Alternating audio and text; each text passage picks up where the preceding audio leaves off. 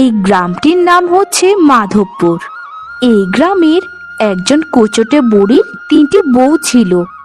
বড় বউয়ের নাম ছিল ফুলমতি, মেজ বউয়ের নাম ছিল চম্পা, আর ছোট বউয়ের নাম ছিল গোলাপি। তিন বউয়ের শাশুড়ি ছিলেন খুবই অত্যাচারী একজন মানুষ। বুড়ি তার তিন বউকে সারাদিন খুবই কষ্ট দিত।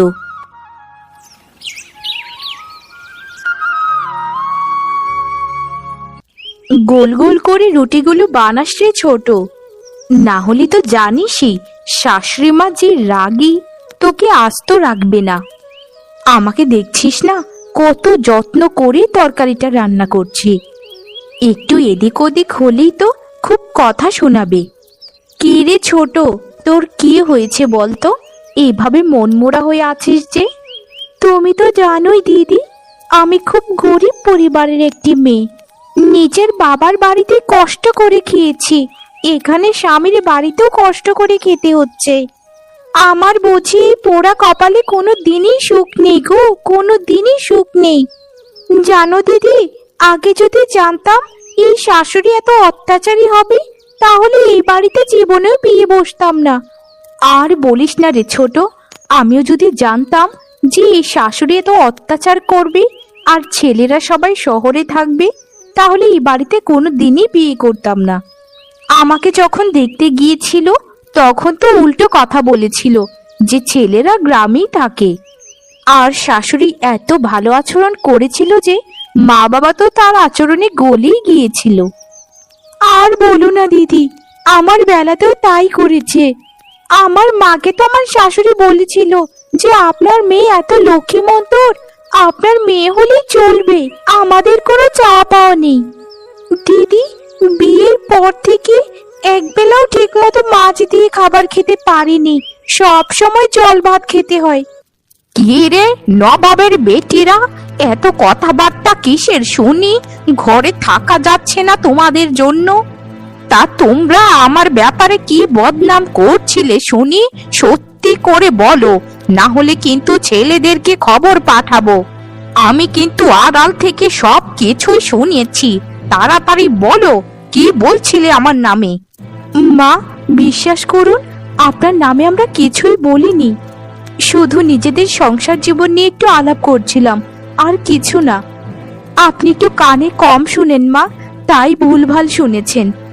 দেখেছো বদমাস বউদের কথা, আমাকে এখন কালা বলে উপাধি দিচ্ছে। মা, এভাবে লেগে থাকবেন না, আমাদের বড্ড ভয় করে। আর দয়া করে আপনাদের ছেলেদের কাছে কিছু বলবেন না, জানেনই তো আমাদেরকে এমনিতেই কত অত্যাচার করে। আমাদেরকে ক্ষমা করে দিন মা, সত্যি আমরা কিছুই বলিনি আপনার কথা। বিচার দেব কি দেব না সেটা সম্পূর্ণ আমার ব্যাপার। তোমাদেরকে কাজ করতে দিয়েছি, কাজ করো ঠিকঠাক। কাল রাত থেকে বলছি সকালে আমি রুটি তরকারি খাবো, এখনো তাদের কোনো কাজই হচ্ছে না। বৌমা, তোমাকে না বলেছিলাম ঘোষেলের জমি থেকে কিছু গরুটার জন্য ঘাস কেটে নিয়ে আসতে? এখনো তুমি এভাবে বসে আছো কেন বারান্দায়, বলো তো? আমার কি দোষ হয়েছে তোমাদেরকে এই সংসারে এনে? আমার সোনার ছেলেগুলো কত কষ্ট করে বাইরে কাজ করে, আর এই বউগুলো শুধু পায়ের উপর পা তুলে খায়। মা, মাথাটা খুব ঝিঝি করছে, তাই একটু বসে বিশ্রাম নিচ্ছি, একটু পরে ঘাস কাটতে যাব। আর এমন ভাবে কথা বলছেন কেন মা? আমরা তিনজন কি সংসারে কোনো কাজ করি না? সারাটা দিনই তো সংসারের জন্য খেটে খুঁটে কিছুই খেতে পাই না, দিন শেষে দুটো পান্তা ভাতই জোটে। এই পান্তা ভাত খেয়ে আর কত শরীরে শক্তি জোটানো যায়। আর আপনাদের তিন ছেলে তো সেই যে বিয়ে করে গেল শহরে, আর তো আসার কোনো নামই দেখছি না। জানি না আসবে কিনা, বাড়িতে বউ ফেলে রেখে কিভাবে যে তারা চলে যায় সেটাই আমি বুঝি না। এত চ্যাটাং চ্যাটাং কথা না বলে যাও যাও কাজগুলো করো, না হলে যে পান্তা ভাত খেতে দেই সেটাও কপালে জুটবে না। কে গো রাজুর মা, কি খবর তোমার? তোমার তো কোনো দেখাই পাই না। তা বৌমারা কি ঠিক মতো কাজ করছে না নাকি? সারা দিন দেখি ঘরে বসে শুয়ে থাকো। আগে তো একটু পুকুর পাড়ের দিকেও যেতে, এখন তো সেটাও যাও না। আর কি যাবো বলো তো? আমার তিন যে বৌমা আছে, সারাটা দিন কোনো কাজ করতে চায় না। এই বৌমাদেরকে নিয়ে পড়েছি মহা ঝামেলায়। আমার এরকম বয়সে এত কাজ করলে কি হয় বলো? সারাটা দিন আমার কাজ করতে হয়। বৌমারা তো বৌমাই, সারাটা দিন পায়ের উপর পা তুলে শুধু খায়। যদি নিজের মা হতাম তাহলে বোধহয় এরকম করতো না। কি বলছো গো রাজুর মা? তোমার বৌমারা তোমাকে এত অত্যাচার করে? আমরা তো কখনো শুনিনি। তোমার তিন বৌমাকে তো দেখি সব সময় কাজ করে কোনো না কোনো। তা তুমি কি এটা মিথ্যে বলছো নাকি সত্যি বলছো? কিছুই তো বুঝতে পারছি না। খোঁচা দিয়ে কথার স্বভাবটা তোমার গেল না। একটু কম কথা বলো, বুঝেছো? যখন এত কিছুই জানো তাহলে এত প্রশ্ন করো কেন বলো? আমার বাড়িতে এসেছো, একটু শরবত জল খেয়ে চলে যাও। এত প্রশ্ন করো না তো বাপু। ওরা যদি ভালো মেয়ে হতো তাহলে আমি এরকম করতাম না। ওটা ওদের প্রাপ্য, তাই প্রাপ্যই আমি দেই। আরে শোভা কাকিমা, অনেকদিন পর আপনাকে দেখলাম। তা কেমন আছেন কাকিমা? কে কেমন আছে সেটা এত জিজ্ঞেস করতে হয় কেন? হ্যাঁ, শোভা যদি কিছু খেত তাহলে আমি তোমাকে বলতাম। তা কি জন্য এখানে এসেছো বলো তো? বলছিলাম যে মা, আমাদের ছোটর শরীরটা খুব খারাপ। থেকে থেকে জ্বর আসে শরীরে। যদি একটা ভালো ডাক্তার না দেখানো যায় তাহলে কিছু একটা গড়বড় হয়ে যাবে। তা যখন ডাক্তার দেখানোই লাগবে, তোমাদের টাকা দিয়ে ডাক্তার দেখিয়ে দাও না। এত আমাকে প্রশ্ন করতে হয় কেন শুনি? দূর হও এখন এখান থেকে। দেখছো না আমি কথা বলছি? কি রে ছোট, তোর শরীরটা এখন কেমন আছে বলতো? তোর চিন্তায় কিছুই ভালো লাগছে না রে। শাশুড়ি মাকে বলেছিলাম একটা ডাক্তার দেখানোর জন্য, কিন্তু তিনি তো আমার কোনো কথাই শুনলেন না। সরাসরি মুখ ফিরিয়ে নিলেন। আচ্ছা বলতো, এটা কি কোনো কথা? আমি তো এটা চিন্তা করছি না দিদি, আমাদের স্বামীদের কথা চিন্তা করছি। তিনটে বউ রেখে যে শহরে গেল, আর তো কোনো খোঁজ খবর নেই। তার মাকে তারা চিঠি পাঠায়, তার মা তাদেরকে চিঠি পাঠায়, কিন্তু কই, আমাদেরকে তো একটাও চিঠি পাঠালো না। আমরা কি এরকমই ফেলনা হয়ে গেছি বলো দিদিরা? আমার অসুখ, আমার ডাক্তার দেখানো লাগবে না দিদি, আমি এমনিতেই সুস্থ হয়ে যাব। বড় দিদি, ছোট রে, ইচ্ছে করে কি জানিস, ইচ্ছে করে ওই বুড়িটাকে নদীর জলে ভাসিয়ে দিই। কিন্তু কি করব বল, আমরা যে নিরুপায়, আমরা অসহায়। আমাদের কিছুই করার নেই, কারণ আমাদের স্বামী তো ভালো না। আমাদের স্বামীরা যদি ভালো থাকতো তাহলে একটা কথা ছিল। কিন্তু আমার প্রশ্ন হচ্ছে, এই সংসারে থেকে আমাদের কি লাভ? এত খেটে খুঁটে কোনো মূল্যই পায় না কারো। মেঝরে, তুই একদম ঠিক কথাই বলেছিস। এখানে পড়ে শুধু শুধু কলুর ঘানি টানছি। আমরা যদি নিজেরা স্বাবলম্বী থাকতাম তাহলে কারো পা চেটে এখানে থাকতে হতো না। আমাদের তিন বউয়ের বাপের বাড়ির পরিবেশও তো তেমন নেই যে আমাদেরকে পালতে পারবে। তাদের তো নুন আনতে পান্তা ফোড়াই। কি যে করবো রে মেঝো ছোট, আমার মাথায় কিছুই ঢুকছে না। বাহ বাহ বাহ বাহ বাহ বাহ, তিন বউ তো দেখা যাচ্ছে মজলিস জমিয়েছে। তা বলি, কাজকর্ম কি সব ফেলে রেখে এখানে কিসের গুণগান আর অপবাদ দেওয়া হচ্ছে শুনি? আর ছোট বউয়ের কি হলো? এখানে ষাঁড়ের মতো পড়ে আছে কেন? দুপুরে যে আমার খাবার সময় হয় সেটা কি তোমাদের মাথায় নেই? যাও যাও, দুপুরের খাবারটা রান্না করো। কষা কষা মাংস রান্না করবে আমার জন্য। বলছিলাম যে মা, ছোটর শরীরটা খুব খারাপ, একটু মাংস যদি ছোটকেও দেওয়া যেত তাহলে বোধহয় শরীরটা ভালো হতো।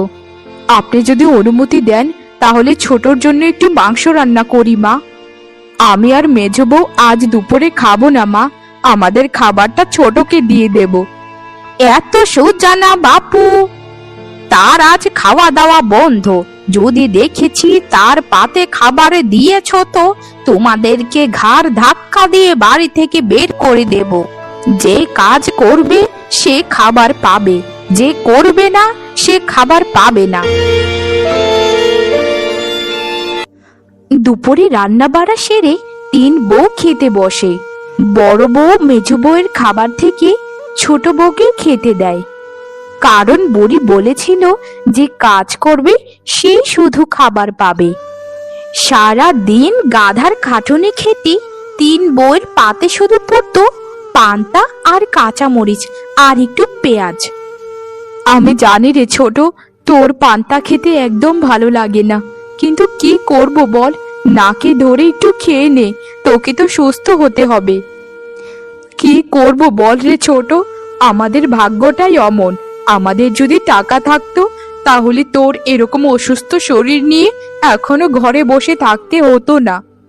খেয়ে নে ছোট, খেয়ে নে মেঝো। বলছিলাম কি দিদি, আমি তো খেয়ে নেব, কিন্তু মা যদি দেখতে পারে তোমাদের খাবার থেকে আমাকে খাবার দিয়েছো তাহলে তো তুলকালাম কাণ্ড ঘটিয়ে ফেলবে। যখন তিন বউ খাবার মুখে তুলতে যাবে সেই সময় এক বৃদ্ধ এসে হাজির। মা, আমি সারাদিন কিচ্ছুটি খাইনি গো, আমাকে কিছু খেতে দেবে, আমি না হলে এখানেই মারা যাব। বুড়ো বাবা, এই কি কথা বলছো বলো তো? তুমি মরবে কেন? এই দুনিয়াতে কেউ না খেয়ে মরে বলো? তুমি এক কাজ করো বুড়ো বাবা, তুমি আমার খাবারটাই খেয়ে নাও। মেঝো বৌমার কথাই সেই বুড়ো লোকটি পান্তা ভাতগুলো অতি যত্ন সহকারে খেয়ে সেখান থেকে চলে যায়। এই এই হতচ্ছাড়িরা, আমি কি মনে করেছো কিছু দেখিনি? আমার ঘরের খাবার তোমরা বাইরের মানুষকে খাওয়াচ্ছ, তোমাদের এত বড় সাহস! নিজেরা তো রোজগার করো না, তাই বুঝবে কি টাকা আর খাবারের মর্ম? আমি তোমাদের সাথে আর কোনো কথা বলতে চাই না। তোমরা এক্ষুনি এই মুহূর্তে আমার বাড়ি থেকে বের হয়ে যাও। এই বাড়িতে যদি কোনোদিন এসেছো তো সেদিন হবে তোমাদের সাথে। একজন অসহায় মানুষকে যদি খাবার দিলে আমাদের অপরাধ হয় তাহলে আমরা অপরাধী। আমরা এ বাড়ি ছেড়ে চলেই যাব। এই বাড়িতে আমরা বিনা কর্মে খেয়েই খাই না। সবাই যথেষ্ট পরিশ্রম করে দিন শেষে দুটো পান্তা ভাত খেতে পাই। আমাদেরও ভালো লাগে না এই পান্তা ভাত খেতে। আপনি থাকুন আপনার সংসার নিয়ে, আমরা তিন বউ মিলে যেদিকে ইচ্ছে সেদিকে চলে যাব। বড় দিদি, তুমি একদম ঠিক কথা বলেছ। এই অপমানের খাবার থেকে না খেয়ে মরে যাওয়া অনেক ভালো। চলো বড় দিদি, আমরা এই বাড়ি ছেড়ে চলে যাই, যেদিকে ইচ্ছে সেদিকে চলে যাব। আমরা এই বাড়িতে থাকলে মায়ের অত্যাচারে তিনজনই মারা যাব। আমরা তো মানুষ, আমাদের তো রক্ত মাংস রয়েছে, তারা কেন বোঝে না যে আমাদের খুব কষ্ট হয়? চলো বড় দিদি, চল রে ছোট, আমরা চলে যাই এখান থেকে। এই বাড়িতে আমরা কোনো দিন আর ফিরবো না, কোনো দিন না। আমরা হচ্ছি মা আর তার তিন ছেলের পথের কাঁটা। এই কাঁটাগুলি দূর হয়ে যাক, এতেই ভালো সবার জন্য। এই কথা বলি রাগী দুঃখে বুড়ির তিন বউ অজানা উদ্দেশ্যে গন্তব্য করতে শুরু করে। তারা পথ চলতেই থাকে, পথ যেন আর শেষই হয় না। অবশেষে তারা একটি বাড়ির সামনে এসে হাজির হয়। কি রে ছোট, এখানে বসে পড়লি যে? তোর শরীরটা কি বেশি খারাপ লাগছে বল আমাদেরকে। আর বলো না দিদি, শরীরটা যেন আর চলছেই না, খুব কষ্ট লাগছে গো, শরীরটা দুর্বল লাগছে। একটু যদি জল খেতে পারতাম তাহলে খুব ভালো হতো। জানোই তো দিদি তোমরা, আমার শরীরটা আগে থেকেই খারাপ, এখন অনেকটা পথ হেঁটে এসেছি তো তাই আরো শরীর দুর্বল হয়ে গেছে। হায় রে ছোট, তোকে আমরাও কষ্ট দিচ্ছি, তাই না বোন? শোন রে ছোট, তাহলে এখানে আমরাও একটু বিশ্রাম করে নেই। কি আর করব বল, আমাদের শরীরটাও চলছে না রে। ঠিক আছে দিদি, তাহলে তোমরাও এখানে একটু বিশ্রাম করে নাও, এটাই সব থেকে ভালো হবে। আর একটা কথা ভেবে দেখেছো দিদি, মানুষ কত নিষ্ঠুর। আমাদের শাশুড়ি মা আমাদেরকে একটু আটকালোও না। তার কত জেদ, তার কত অহংকার। ঠিক আছে, এসব নিয়ে আমাদের কোনো দুঃখ করতে হবে না, আমাদের সাথে বিধাতা আছেন। আরে ছোট, এসব বাদ দিত, আমাদের কথা কেউই ভাববে না রে, নিজেদের কথা নিজেদেরকেই চিন্তা করতে হবে। আমরা যদি মরেও যাই তাহলে কারো কিছু যায় আসবে না। আমরা হচ্ছে পরিবারের বোঝা, আমাদের মতো বোঝার কারোরই দরকার নেই। ইস, একটু যদি কোথাও আশ্রয় পেতাম আজকের দিনটার জন্য, তাহলে খুব ভালো হতো। হে বিধাতা, তুমি ছাড়া তো কেউই জানে না যে আমরা কত অসহায়। তুমি একটু আমাদেরকে রক্ষা করো বিধাতা, একটু রক্ষা করো। আরে মা, তোমরা এখানে এখানে কি করছো বলো তো? আর তোমাদেরকে এত চিন্তিত দেখাচ্ছে কেন? তোমাদের কি কোনো সমস্যা হয়েছে বলো মা? তোমরা যদি আমাকে তখন খাবারটা না খাওয়াতে, তাহলে এতক্ষণে মরে যেতাম। তোমাদের কাছে হাজার হাজার কৃতজ্ঞতা। কি আর বলবো বাবা, লজ্জা করছে বলতে, কিন্তু আমাদেরকে বলতেই হবে। কারণ আমরা এত সমস্যায় আছি যে যেটা না বললেই হয় না। তোমাকে খাবার খাওয়ানোর অপরাধে আমাদের শাশুড়ি আমাদেরকে তাড়িয়ে দিয়েছে বাড়ি থেকে, তাই আমরা বাড়ি ছেড়ে চলে এসেছি। কিন্তু বড় বাবা, তুমি এখানে কি করছো? কি বলছিস মা? আমাকে খাওয়ানোর অপরাধে তোদেরকে বাড়ি থেকে তাড়িয়ে দিয়েছে? মানুষ কতটা নিষ্ঠুর হতে পারে! শোন রে মা, এটা হচ্ছে আমার বাড়ি। আমার এই সংসারে কেউ নেই রে মা, তাই ভবঘুরে জীবন যাপন করি। শরীরে শক্তিও নেই, কোনো কাজকর্ম করতেও পারি না। আমার অনেক জমি আছে, সেখানে লোকের অভাবে কাজ করাতেও পারি না, কারণ সবাই বিশ্বাসঘাতকতা করে। তোরা যদি কিছু মনে না করিস মা, আমার এখানে তোরা থাক মা। আমি বড্ড খুশি হব রে। তোরা হবি আমার মেয়ে, আর আমি হব তোদের বাবা। বাবার কাছে থাকবি না মা? এ কি বলছো বড় বাবা, তোমার এখানে আমরা থাকবো না কেন? আমাদের মতো অসহায় তিন বউকে তুমি সাহায্য করেছো, এর থেকে বড় আর কি হতে পারে?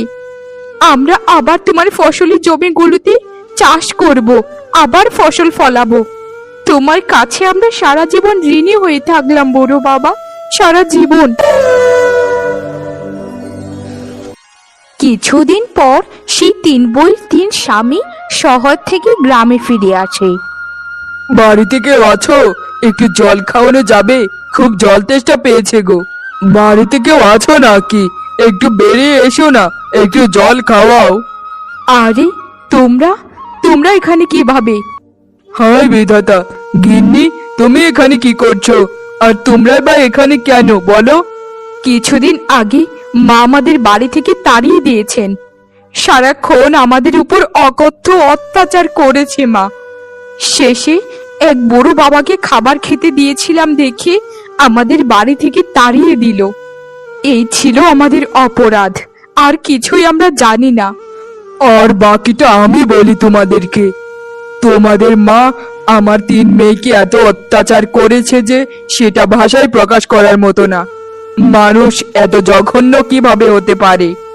তাই এখন থেকে তারা এখানেই থাকবে, কোথাও যাবে না তারা। তোমরা আমার মাকে ক্ষমা করে দাও দয়া করে। চলো দয়া করে আমাদের বাড়িতে ফিরে চলো। আর বাবা, আপনিও চলুন আমাদের বাড়িতে, সবাই মিলেমিশে এখন থেকে একসাথে থাকবো। ঠিক আছে বাবা, এত করে যখন বলছো তাহলে আমি তোমাদের কথা ফেলবো না। কিন্তু আমার যত চাষাবাদ জমি আছে সব কিছুই তোমরা দেখাশোনা করবে এখন থেকে। তারপর সবাই মিলে বাড়িতে ফিরে আসে এবং শাশুড়ি মা তাদের কাছে ক্ষমা চায়। আমাকে ক্ষমা করে দাও মা, তোমাদেরকে আমি বুঝতে পারিনি। তোমাদেরকে কত জায়গায় খুঁজেছি মা, কিন্তু কোথাও পাইনি গো। তোমরা চলে যাবার পর তোমাদের শূন্যতা আমি হাড়ে হাড়ে টের পেয়েছি। আমি আর কোনোদিন তোমাদের সাথে খারাপ আচরণ করব না। ক্ষমা করো।